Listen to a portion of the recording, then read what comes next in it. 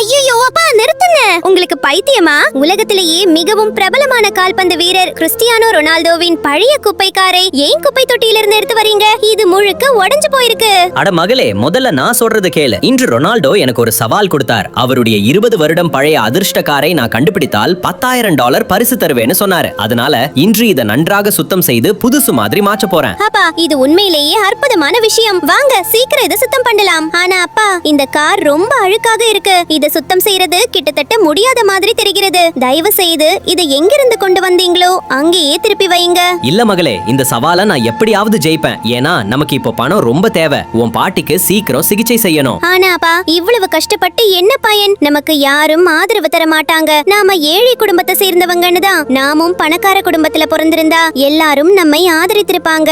அட என் செல்ல மகளே, சோகப்படாத. இந்த உலகத்துல இன்னும் நல்ல மனிதர்கள் இருக்காங்க. நம்ம மாதிரி உழைக்கும் மக்களை அவர்கள் ஆதரிப்பாங்க. நீ பாரு, நல்ல மனிதர்கள் கண்டிப்பா வீடியோக்கு லைக் பண்ணுவாங்க, சேனலை சப்ஸ்கிரைப் பண்ணுவாங்க, கமெண்ட்ல தங்களோட அன்பான அப்பாவின் நீண்ட ஆயுளுக்காக ஒரு சிவப்பு இதயத்தை போடுவாங்க. பாரு மகளே, 2 நாட்கள் கடின உழைப்புக்கு பிறகு ரொனால்டோவின் பழைய கார் இப்போ கிட்டத்தட்ட புதுசு மாதிரி மாறிடுச்சு.